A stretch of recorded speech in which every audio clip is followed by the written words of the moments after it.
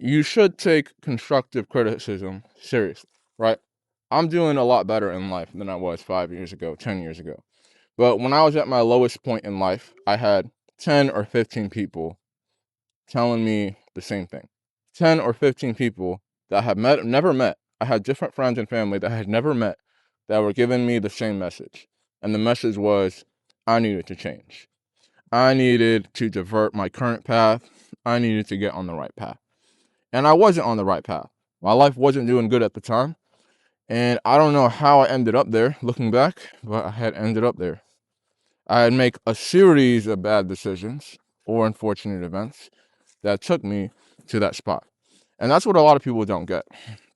Usually, when someone ends up in a bad place in life, it's usually not because of one bad decision they made. Because think about it. Someone who's wealthy might have bad things happen to him. He might get robbed.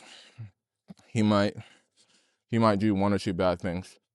Usually, no one destroys their life or ends up in a bad spot because they made one bad decision. It's usually a series of bad decisions that get you there. It's usually you made a bad decision one day, you made a bad decision a week later from there, and then you're on a downward spiral to a really bad place. So it's something to keep in mind.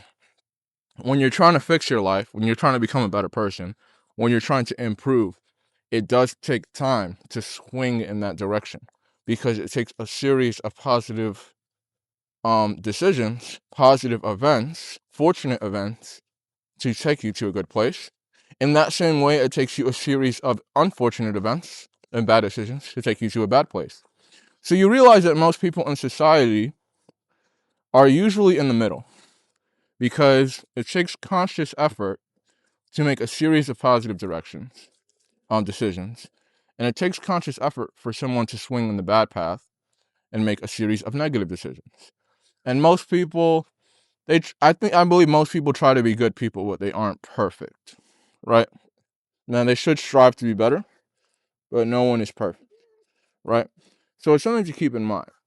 You know, when people are trying to give you constructive criticism, sometimes it's God speaking to you. When you have 50 people telling you the same thing, that, you need to fix your life a certain way, maybe it's like, this person needs better hygiene, or this and that, this person needs to work out more.